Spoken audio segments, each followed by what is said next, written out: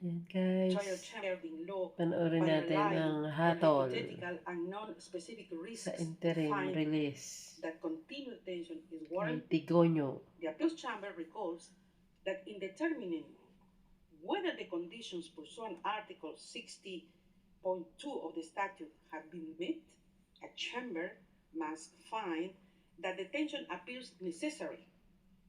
In this context, the appeals chamber observes that a determination shall be made concerning the possibility and not the inevitability that one of the events listed in Article 58(1)(b) of the statute will occur, and that it is the responsibility of the relevant chamber to weigh the evidence before it pursuant to the relevant standard.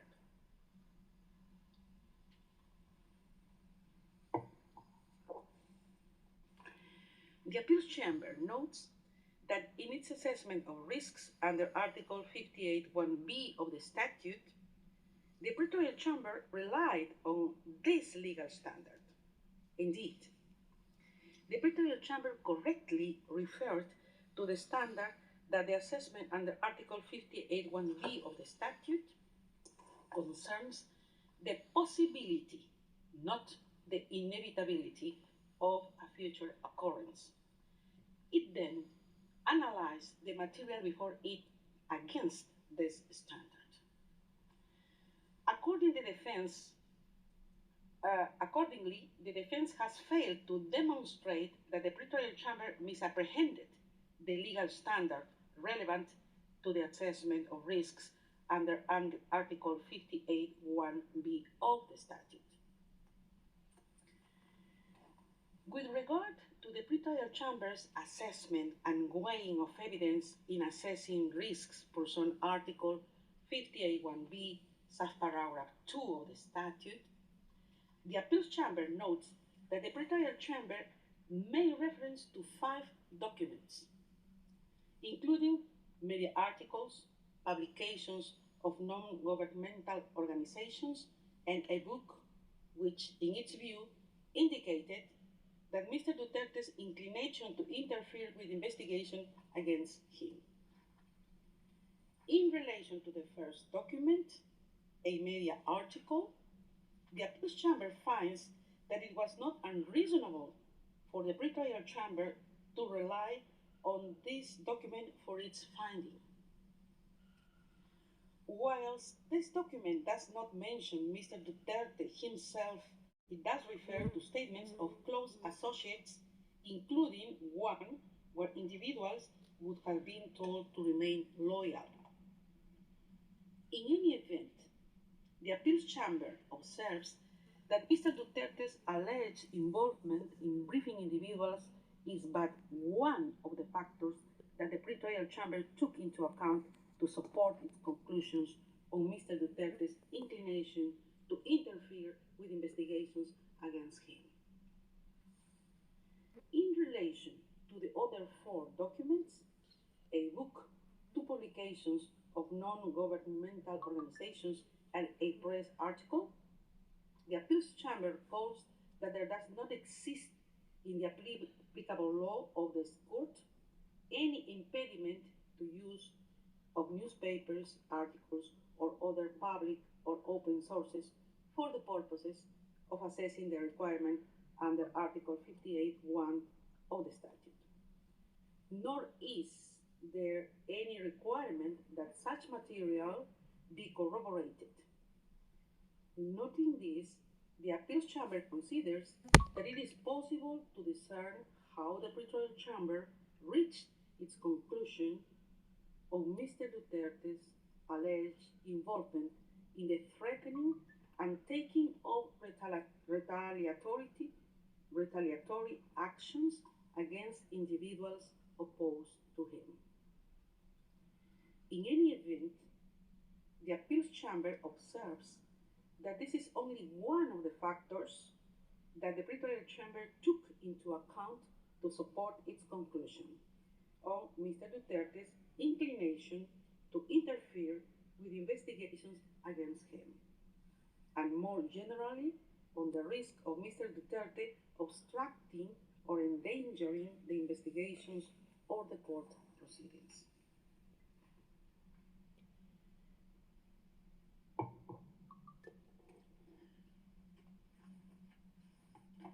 For these reasons, the appeals chamber considers that the defense has failed to demonstrate an error in the pretrial chamber's assessment and weighing of evidence before it in the context of its consideration of the risk under Article 58(1)(b), subparagraph 2 of the statute.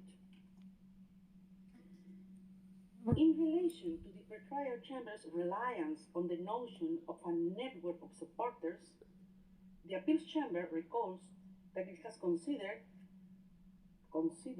that it is sufficient for a chamber to establish that it is possible that a suspect on the basis of concrete evidence. The appeals chamber has also held that the existence of a supportive network and financial means may be relevant to determining whether there is a risk that a person may evade justice or interfere with the investigation, and that access to the international contacts would provide the means to enable a suspect to abscond, whether or not there was evidence that the suspect would actually utilize such contacts. In the impugned decision, in determining whether Mr. Duterte posed a flight risk under Article 58(1)(b), subparagraph 1 of the statute, the pretrial chamber considered that he appears to have the necessary political contacts as well as to benefit from a network of support within the Philippines. The appeals chamber considers that contrary to the defense's argument, the pretrial chamber specifically outlined why it found that there existed a network of supporters in relation to Mr. Duterte, and for which reason this supported its conclusion that the risk under Article 58(1)(b), subparagraph 1 of the statute was established. In the view of the appeals chamber, the manner in which the pretrial chamber undertook this assessment was case-specific, as it took into account the specific circumstances of Mr. Duterte, amongst others, his position as former president of the Philippines and his recent re-election as mayor of Davao City in May 2025. It follows that the defense has failed to demonstrate that the pretrial chamber committed an error in assessing and considering Mr. Duterte's network of supporters for the purpose of its examination of the risk under Article 58(1)(b), subparagraph 1 of the statute. Further, under the first ground of appeal, the defense argues that the pretrial chamber's alleged reliance on irrelevant considerations led to errors of law and fact.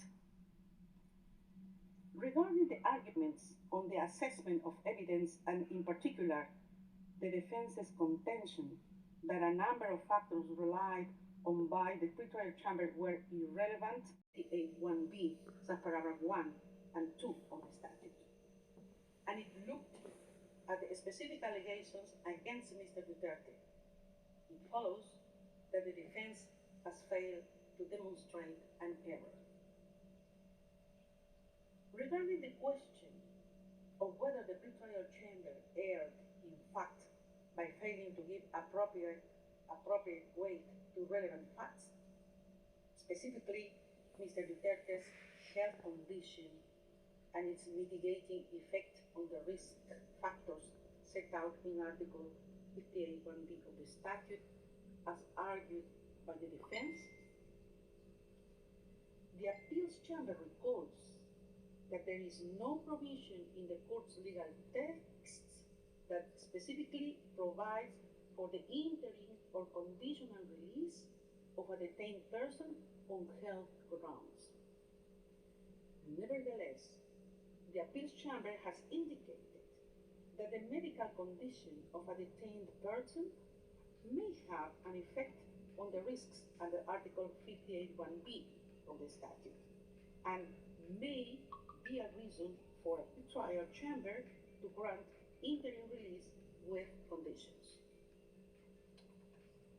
The appeals chamber considers that such a determination is necessarily case specific. Contrary to the defense's assertion, nowhere did the pretrial chamber suggest that it was precluded from assessing the information about Mr. Duterte's health within the context of its assessment under Article 60.2 of the statute.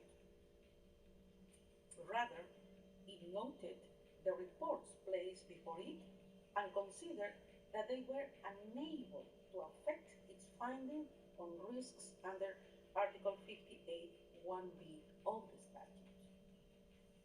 The defense has failed to show that the pretrial chamber's approach was unreasonable.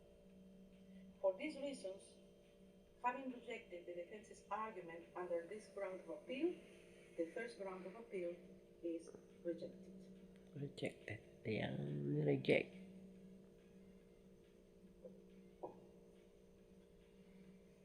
Second ground of appeal. I will now turn to the second ground of appeal. Under this ground, the defense challenges the pretrial chamber's assessment of the proposed conditions of release and state warranties. The defense argues that the pretrial chamber erred in law in failing to could mitigate the risks under Article 58(1)(b) of the statute. The appeals chamber finds that this does not appear from the impugned decision that the pretrial chamber would have required an elimination of risks, as argued by the defense. Instead, the impugned decision specifically states that the pretrial chamber did not consider the suggested conditions to sufficiently mitigate the identified risks. It is also apparent from the factors brought forward by the pretrial chamber when examining the implementation of conditions that it did consider them. Finally, the appeals chamber considers irrelevant conditions the prosecutor agreed when discussing potential release of the suspect to the host state. What matters are not conditions that may, in principle, be possible in case of a release to a state different to the one proposed by the defense. Rather, what is of consequence for the pretrial chamber's assessment are the conditions and warranties preferred in relation to a release